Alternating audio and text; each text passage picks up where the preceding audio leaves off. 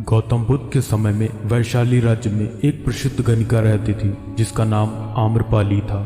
वह बहुत सुंदर थी और उसे नगर वधू घोषित किया गया था, यानी पूरे शहर की पत्नी। आम्रपाली इतनी सुंदर थी कि उसके महल के द्वार पर सदा सोने के रथ खड़े रहते थे। यहाँ तक कि महान राजाओं को भी उससे मिलने के लिए इंतजार करना पड़ता था। वह केवल एक वैश्या थी, लेकिन वह इतनी अमीर हो गई थी कि वह राज्य खरीद सकती थी। आम्रपाली का शरीर जितना सुंदर था, उससे कहीं अधिक सुंदर उसकी आत्मा थी, जो सच्चे प्यार के लिए तरसती थी। क्योंकि आम्रपाली खुद से वैश्या नहीं बनी थी, उसे जबरदस्ती राजा ने वैश्या बनाया था। आम्रपाली के वैश्या बनने के पीछे एक कहानी है, जिसे मैं किसी वीडियो में आपके साथ जरूर साझा करूंगा। आम्रपाली अपने ग्राहकों को बहुत प्यार करने का दिखावा करती थी, क्योंकि उसे इसके लिए भुगतान किया जाता था, लेकिन अंदर से वह उनसे बहुत नफरत करती थी, क्योंकि वह सभी उसका इस्तेमाल एक भोग की वस्तु के रूप में करते थे, एक इंसान के रूप में उसका सम्मान नहीं करते थे।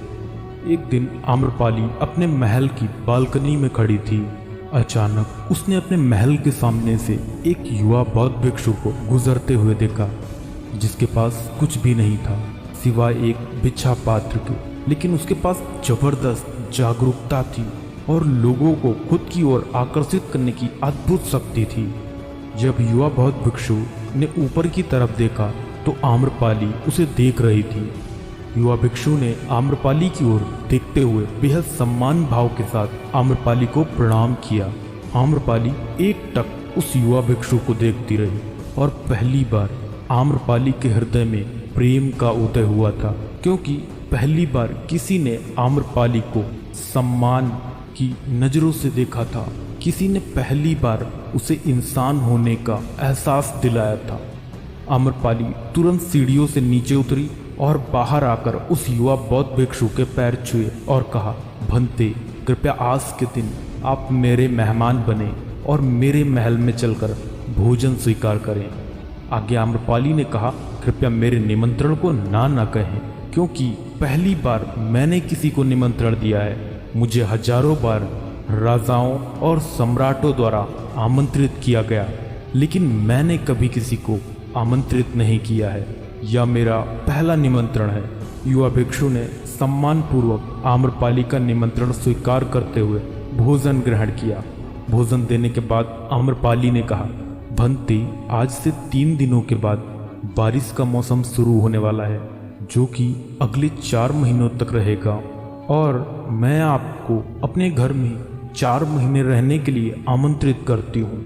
आने वाले 4 महीनों के लिए यह महल आपका आश्रय होगा। मैं आपको पूर्ण रूप से आश्वस्त करती हूँ कि मैं किसी भी प्रकार से आपके ध्यान की बाधा नहीं बनूंगी, बल्कि मुझसे जितना हो सकेगा आपके ध्यान की सुविधाओं को सुगम बनाने का प्रयास करूंगी।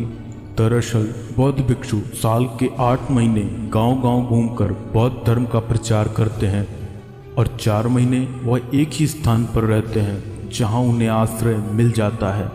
युवा बौद्ध भिक्षु ने कहा, माफ कीजिएगा देवी, लेकिन इस विषय में मैं स्वयं निर्णय नहीं ले सकता। मैं आपके प्रस्ताव के विषय में बुद्ध से पूछूंगा। अगर वह मुझे अनुमति देंगे तो मैं आपके महल में आश्रय अवश्य ग्रहण करूंगा। इतना कहकर वह बौद्ध भिक्षु वहां से चला गया। इससे पहले कि वह युवा भिक्षु बुद्ध के पास पहुंचता और आम्रपाली के प्रस्ताव के बारे में कुछ बताता, उससे पहले वहां पर मौजूद अन्य भिक्षु बुद्ध के पास पहुंच गए और बुद्ध से कहा, बुद्ध, आप उस युवा भिक्षु को रोकिएगा। आम्रपाली ने उसे 4 महीने रहने के लिए अपने घर बुलाया है। आम्रपाली एक वैश्या है और एक भिक्षु एक वैश्या के घर में 4 महीने रहे, यह सही नहीं है। इससे हमारे संघ में गलत संदेश जाएगा। बुद्ध ने कहा, कृपया आप लोग शांत हो जाएं और उस भिक्षु के आने की प्रतीक्षा करें। थोड़ी देर बाद वह युवा भिक्षु बुद्ध के पास आया, बुद्ध के पैर छुए और उन्हें पूरी कहानी सुनाते हुए कहा, बुद्ध, नगर की एक आम्रपाली नाम की महिला ने मुझे बारिश के 4 महीने अपने घर पर रहने के लिए आमंत्रित किया है। मैंने उसके निमंत्रण का अभी कोई जवाब नहीं दिया। मैंने उससे कहा है कि अगर आप मुझे उसके घर रहने की आज्ञा देंगे तभी मैं उसके घर पर रहने के लिए आऊँगा। अतः बुद्ध, आप जो कहेंगे मैं वही करूँगा। उस युवा भिक्षु ने आम्रपाली के विषय में वैश्या शब्द का प्रयोग न करते हुए केवल महिला शब्द का प्रयोग किया। बुद्ध ने उस युवा भिक्षु की आंखों में देखा और कहा, तुम रह सकते हो। तभी अचानक बूढ़ा भिक्षु खड़ा हुआ और बोला कि बुद्ध, यह सही नहीं है। यह युवा भिक्षु एक सच्चाई छुपा रहा है। इसका कहना है कि एक आम्रपाली नाम की महिला ने अपने घर पर रहने के लिए आमंत्रित किया है, लेकिन वह एक महिला नहीं है, वह एक वैश्या है।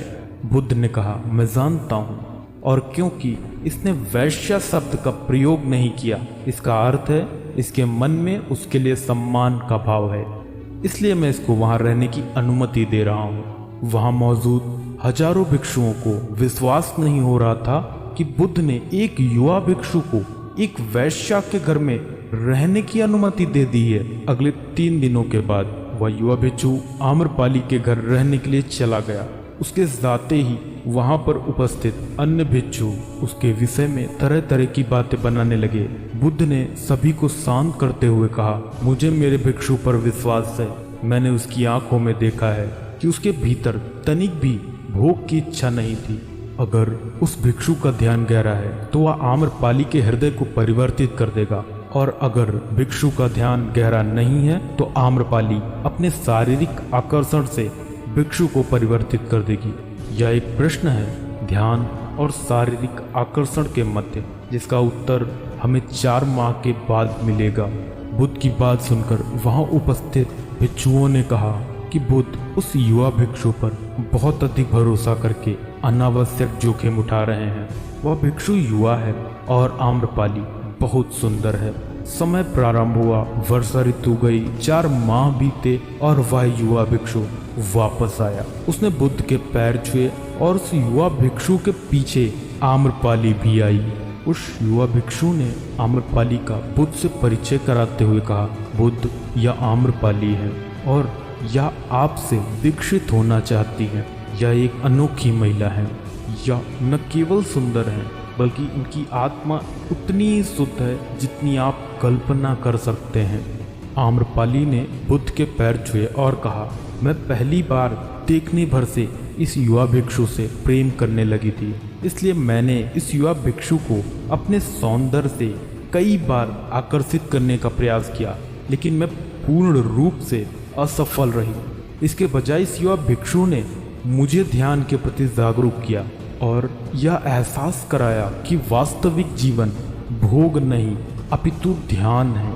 इसलिए बुद्ध, मैं अपनी सारी संपत्ति आपके भिक्षुओं को दान में देना चाहती हूँ और शेष जीवन ध्यान में बिताना चाहती हूँ। इसके बाद आम्रपाली बुद्ध के शिष्यों में पहली महिला हुई जिन्हें आत्मज्ञान की प्राप्ति हुई।